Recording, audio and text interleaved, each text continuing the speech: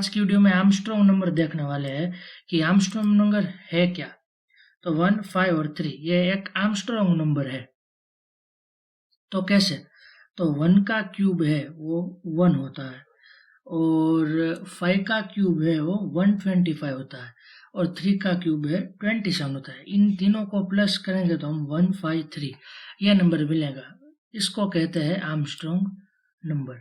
तो ठीक है, तो सबसे पहले एक यूजर रूल लेंगे, इसलिए इंटीजर नम और एक दूसरा सम, और उसको मैं इनिशियल वैल्यू 0 कर देता हूँ, और अब एक आर, और बस इतने से काम हमारा हो जाएगा। और आई भी लेना पड़ेगा क्योंकि वाइल लूप से करने वाले हैं। तो सबसे पहले print F enter your number, enter your number, yes, scan F %d और m% नंबर, यस।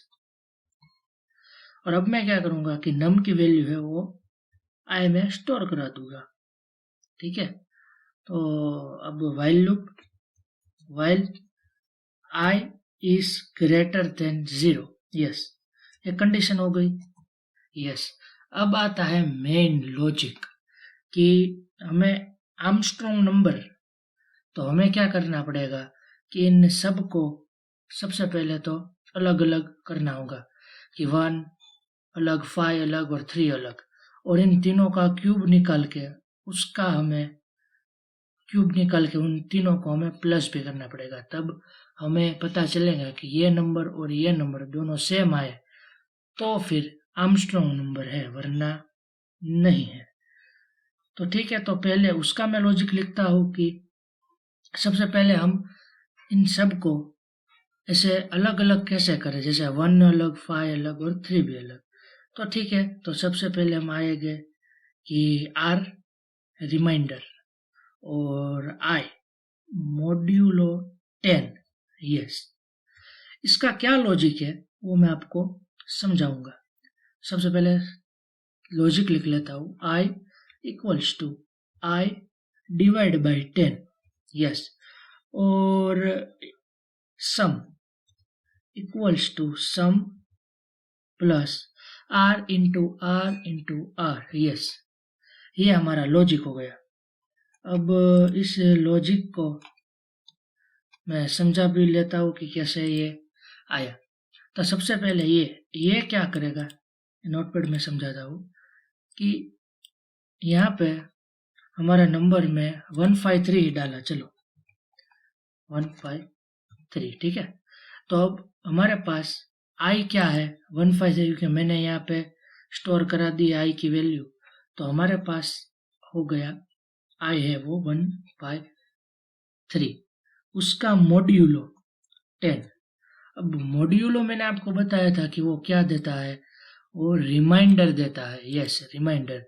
तो इसका रिमाइंडर क्या आएगा, बेसिकली 3 ही आएगा, ठीक है। और आई, तो अभी आई की वैल्यू है 153, उसको डिवाइडेड बाय 10, यस। तो इसकी क्या वैल्यू आएगी, तो इसकी वैल्यू आएगी 153 डिवाइडेड बाय 10। वो मैंने यहाँ पे आपके लिए फोटो भी रखा है कि देखो ये पहला इटरेशन है हमारा। अगर मैं इसको डिवाइड करूंगा तो क्या वैल्यू आएंगी 15, और मैंने मॉड्यूलो किया तो मॉड्यूलो की क्या वैल्यू आई 03, ठीक है। तो उसकी 3 वैल्यू आ गई और इसकी 15 वैल्यू आ गई है। तो ठीक है, फिर से कोड में चलते हैं, ये रहा कोड और नोटपैड, यस। तो अब इसकी वैल्यू आएंगी 15, यस। आई की वैल्यू अभी हो गई है 15, देखना समझना। फिर सम, और सबसे पहले सम की वैल्यू है 0, और अब आर की वैल्यू मैंने यहाँ पे क्या लिखा है, आर का क्यूब, यानी इसका क्यूब, ये है आर का क्यूब 27, यस। तो हमारी ये न्यू वैल्यू है, सम की 27, आई की 15 और आर की 3, यस। तो हमने अभी क्या किया है कि ये 3 को हमने नेक्स्ट लेवल, यानी कि 3 को हमने इन तीनों से अलग कर दिया है, और उसका क्यूब भी हमने निकाल लिया। अब दूसरे इटरेशन में क्या होगा कि अब बेसिकली आई की वैल्यू अपडेटेड वैल्यू है 15, तो 15 और मॉड्यूलो 10। यस, तो ये मैंने आपको बताया था कि ये मॉड्यूलो यानी कि ये रिमाइंडर देता है, तो इसका रिमाइंडर 5 आएगा। यस, यहाँ पे फोटो में देख लेते हैं कि इसका जो मैंने रिमाइंडर है या 10 से मैंने 15 का मॉड्यूलो किया, तो उसका जो मॉड्यूलो है वो 5 आ गया है, आप देख सकते हैं। और उसका जो डिवीजन होगा वो क्या आएगा 1। यस, तो चलते हैं कोड में। ठीक है, ये कोड ये नोटपैड, तो ये 5। अब आई की अपडेटेड वैल्यू तो हमें पता है 15 है और उसका डिवीजन 10 है, तो हमने यहाँ पे देखा कि उसका हमने डिवीजन किया। डिवीजन और मॉड्यूलो ये दोनों अगर आप समझ गए तो आर्मस्ट्रॉन्ग नंबर आप सॉल्व कर ही दोगे। तो 1, यस, तो इसका भी डिवीजन आ गया है 1। यस, तो ये रहा नोटपैड स्क्रीन और इसकी जो हमें डिवीजन है वो आ गया है हमारे लिए 1। यस, अब सम की बारी। अब देखना, अब सम की वैल्यू ऑलरेडी 27 है। यस, क्योंकि यहाँ पे सम की वैल्यू 27 है। और अब आर का क्यूब, अब आर क्या है तो ये है 5, तो 5 का क्यूब यानी 125। अब देखना इटरेशन वाइज हमारा प्रोग्राम है वो सोल्व होते जा रहा है। हमने पहले 3 को बाहर निकाला और 27 उसका हमने क्यूब ढूंढा। अब उसका क्यूब और इसका क्यूब हम प्लस कर देंगे तो वैल्यू आ जाएंगी 152। यस, ये इसकी वैल्यू आ जाएंगी। तो ठीक है, अब आर फिर से, तो अब आर की वैल्यू क्या हो गई है आई। यस, तो अभी आई की वैल्यू क्या हो गई है 1। ठीक है, तो 1, उसके बाद मॉड्यूलो, अब मॉड्यूलो 10। अब इसका मॉड्यूलो सी लैंग्वेज में है कि इसका मॉड्यूलो 1 ही होगा। यस, इसका मॉड्यूलो हम निकालेंगे तो इसका मॉड्यूलो 1 ही होगा, ऑलवेज 1। ठीक है, तो इसका ही 1 होगा। तो अब बारी आ गई इसकी, तो अब आई की वैल्यू 1 है, तो 1 डिवाइडेड बाई 10, इसलिए इसकी वैल्यू अब हो जाएंगी 0, क्योंकि यहाँ पे हमने इंटीजर लिया। अगर मैं फ्लोट में लेता तो इसकी वैल्यू 0.1 आती, लेकिन अब हमें आई तो चाहिए ही नहीं, तो 1 का क्यूब। यस, तो अब पहले हमारा क्या था 152 प्लस 1 का क्यूब, 1 का क्यूब यानी 1 ही होता है, तो 153। यस, तो यहाँ पे हमें अपना आर्मस्ट्रॉन्ग नंबर है वो हमें मिल गया है। लेकिन प्रोग्राम यहाँ पे खत्म नहीं हुआ है, अभी आगे भी हमें देखना है। अब इफ एल्स स्टेटमेंट लिखना पड़ेगा कि अगर सम इक्वल्स टू नम हो जाए। यस, कि हमने जो सम है वो नम हो जाए तो फिर प्रिंट है। हमने ये देखा नोटपैड में कि 153 कैसे हम इटरेशन वाइज को सोल्व किया और ये आ गया बेसिकली।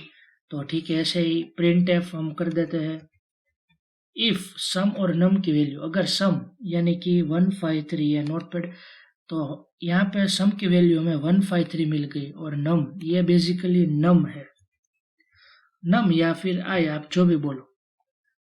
ठीक है, तो ये है नम या आई आप जो भी बोलो, और ये है सम, ये तो यहाँ पे लिखा ही है, तो सम इक्वल्स नम, यहाँ पे कंडीशन ट्रू हो गई। तो हम प्रिंट एफ में क्या लिखेंगे कि entered number is Armstrong number. Yes, और एल्स भी लिख देते हैं, एल्स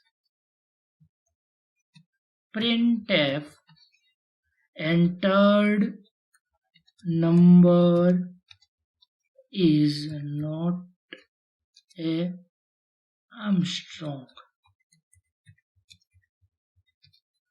यस, तो यहाँ पे हमारा प्रोग्राम है वो कंप्लीट हो गया। तो हम एग्जीक्यूट कर लेते हैं, हमारा प्रोग्राम यहाँ पे और हो गया है।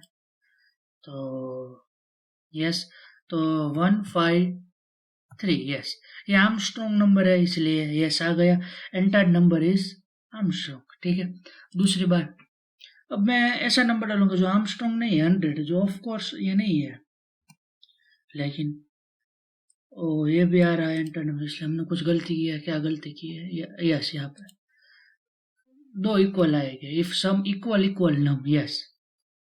तो अब ठीक है, तो फिर से एग्जिट कर लेते हैं। 153, यस, आर्मस्ट्रॉन्ग आ गया, एंटर नंबर इज आर्मस्ट्रॉन्ग, और फिर से एग्जीक्यूट कर लेते हैं। अब 100 डालता हूँ, yes, enter number is not a Armstrong number, फिर से एग्जीक्यूट कर लेता हूँ। अब 370, यस, ये एक आर्मस्ट्रॉन्ग नंबर है, yes, enter number is Armstrong.